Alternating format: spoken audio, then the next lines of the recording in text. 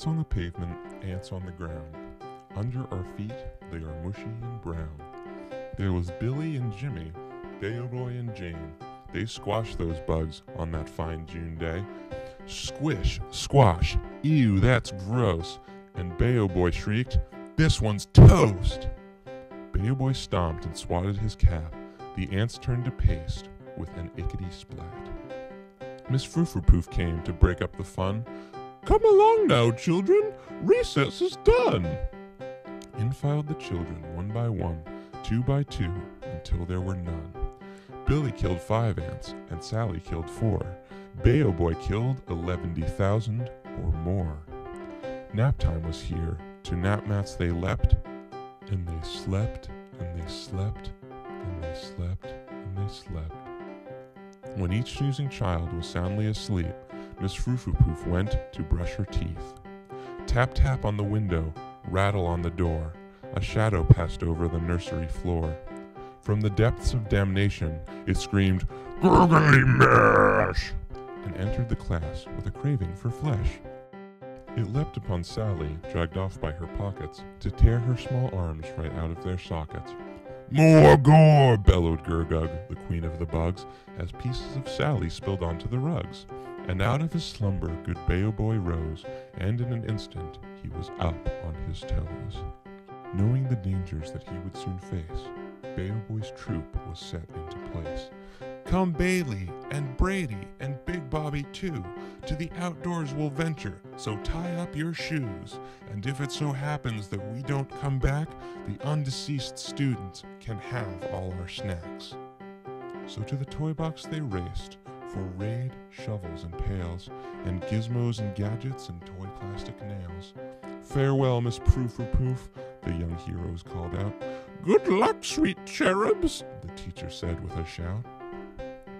In the hall the brigade began to search for some clues, but all they could find were Sally's light-up shoes. "If I were a monster, where would I go?" asked Beoboy to others, for he did not know. "I often see ghouls in the playground," piped Bailey, who played there by herself in the sandbox daily.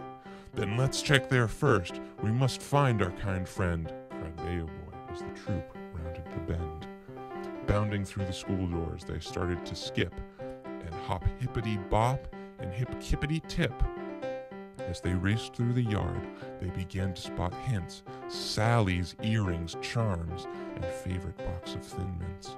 These clues led the band right to the sandbox that was now filled with ants burrowing into the rocks.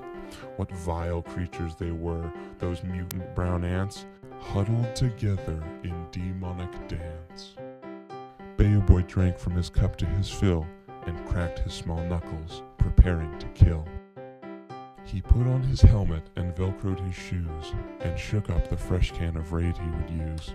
Without hesitation, not even a twitch, he crawled and he scrambled right into the ditch. He wriggled and wraggled and scratched at the dirt, crawling down tunnels right into the earth. Arriving upon a dark cavern there, he choked on the stench of the large insect's lair. From inside the blackness, 2 large eyes shone, and Beoboy knew that he wasn't alone.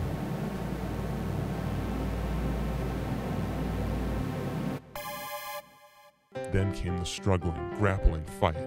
They fought through the long subterranean night. Armed with his raid, the young Beoboy vied, but the poison would not pierce the fan-wielder's hide.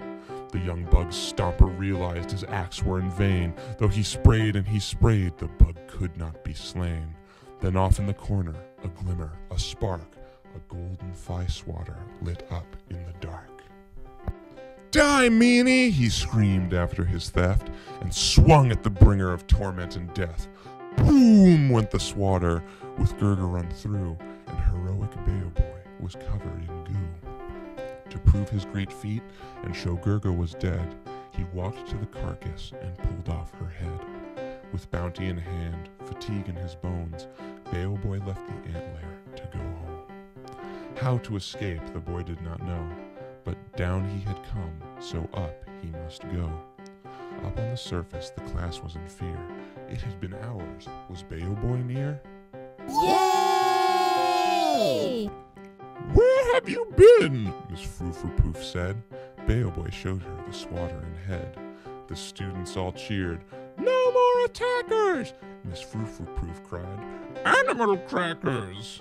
The bunch ran inside to snack time and punch. Children gave Beoboy bits of their lunch.